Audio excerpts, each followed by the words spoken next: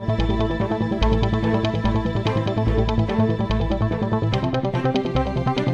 Friends, कैसे आप सब। आज के लिए आपका नया टॉपिक, तो ये बहुत ही इम्पोर्टेंट रहने वाला है। तो इस टॉपिक को हम अच्छे से पढ़ेंगे। तो चलिए शुरू करते हैं। जो types of farming in India, इसी पे हम बात करेंगे आज। तो पहला ही टाइप है जो बेसिकली प्राइमरली होता है nature of land, climatic characteristics जो भी अवेलेबल होती है हमें इरिगेशन फैसिलिटीज़ जो फार्मर्स इन इंडिया प्रैक्टिस करते हैं डिफरेंट टाइप्स ऑफ फार्मिंग में। तो पहला ही टाइप हम यहाँ पे बात करेंगे सबसिस्टेंस फार्मिंग, जो मेजॉरिटी ऑफ फार्मर्स कंट्री में प्रैक्टिस कर रहे हैं।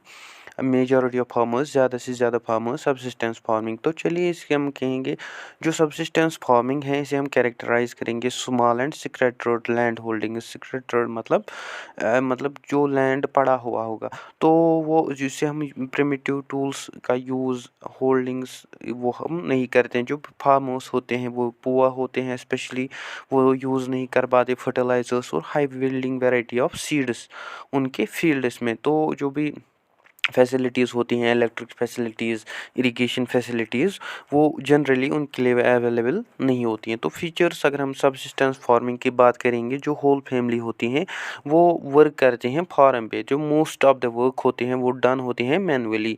जो फार्मर्स होते हैं वो स्मॉल ट्रेडिशन मेथड्स यूज़ करते हैं फार्मिंग में। जो भी ओल्ड मेथड्स होते हैं उनके वो यूज़ करते हैं। जो यील्ड होता है वो वेरी हाई नहीं रहता है, और जो यील्ड होता है वो कंज्यूम करते हैं फैमिली फॉर देयर सरप्लस।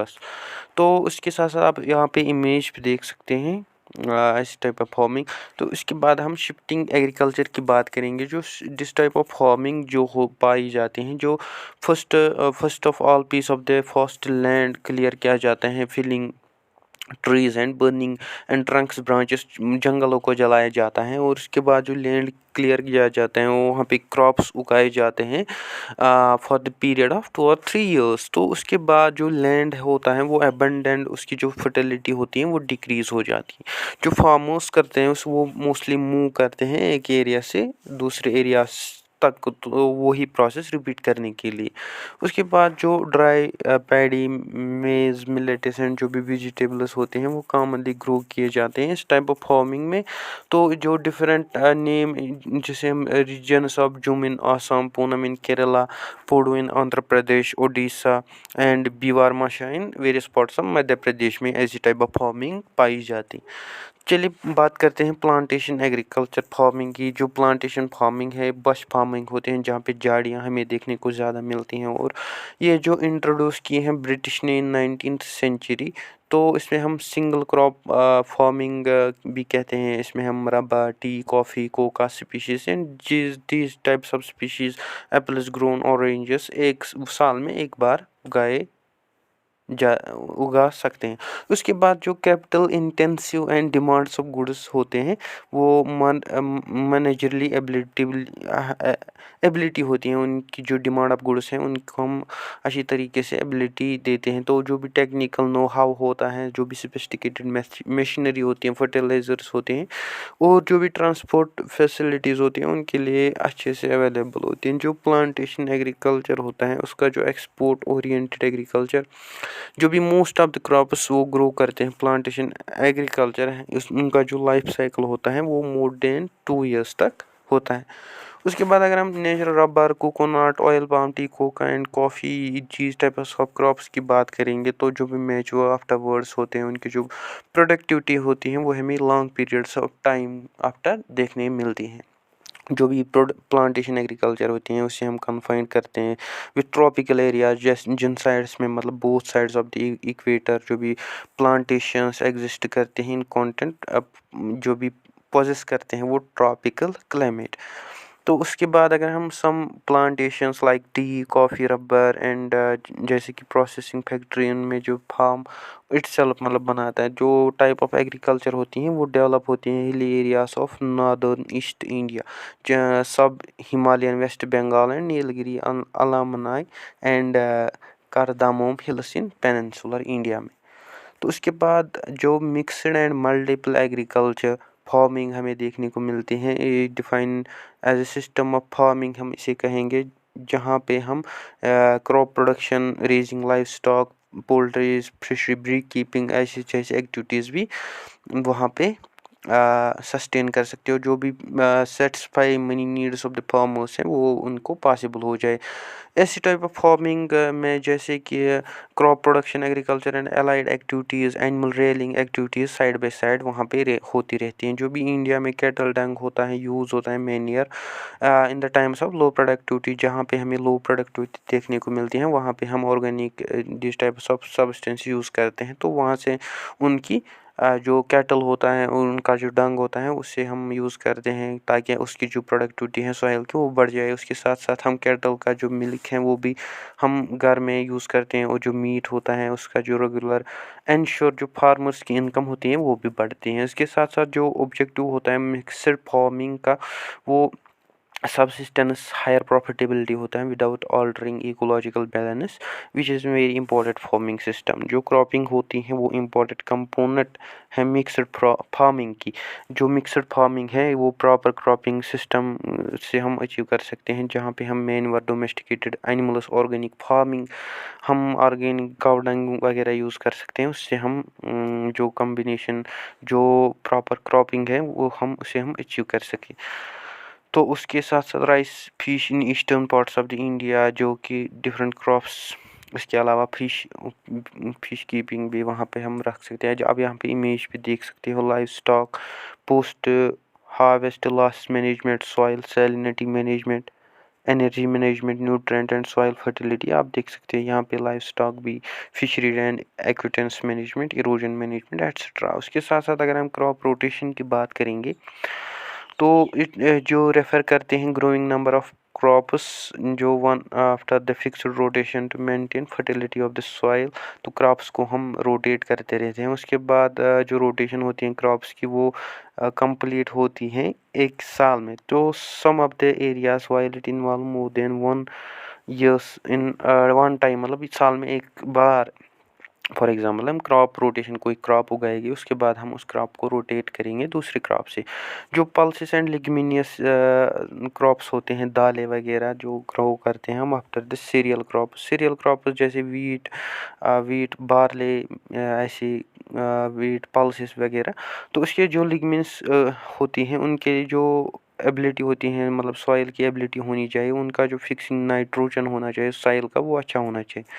इसके साथ साथ जो लिग्मियस वो होते हैं उनका जो मैंने बोला सॉइल का नाइट्रोजन अच्छा होना चाहिए। और इसके साथ साथ highly fertiliser intensive crops like sugar cane, tobacco और रोटेटेड विथ सीरियल क्रॉप। जो highly fertiliser intensive crop sugar cane वगैरह हैं, जब हम ये क्रॉप उगाएंगे उसके बाद हम सीरियल क्रॉप्स यानी वीट वगैरह, पल्सेस वगैरह, वो हम उन क्रॉप्स को उससे रोटेट कर सकते हैं। उसके बाद अगर जो सिलेक्शन होती है क्रॉप्स की फॉर रोटेशन डिपेंड करते हैं soil conditions and experience and understanding of the farmers.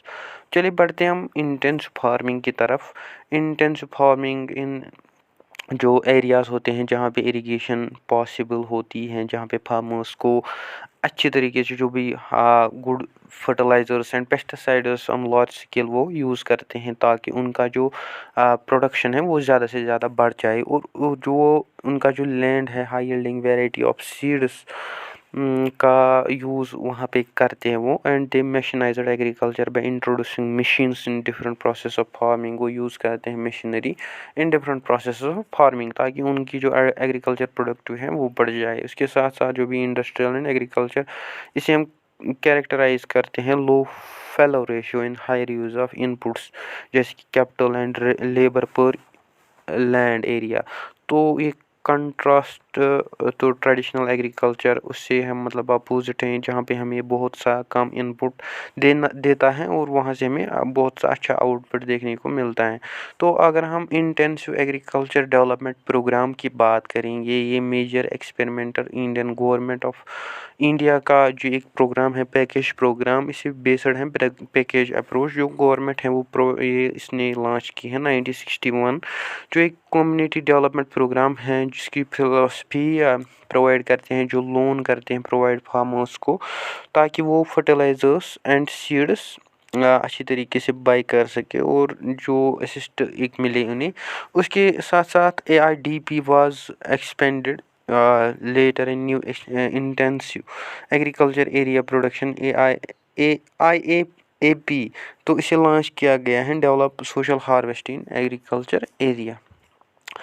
तो चलिए बात करते हैं हम ड्राई एग्रीकल्चर। ड्राई मतलब सूखा, तो सूखी फार्मिंग जहाँ पे ड्राई लैंड फार्मिंग जहाँ पे डिफाइन होता है प्रैक्टिस ग्रो किए जाते हैं crops without irrigation area without irrigation facility, जहाँ पे बहुत सा रेनफॉल जो होता है वो बहुत कम होता है 750 mm से 500 mm, इवन उससे लेस भी रहता है।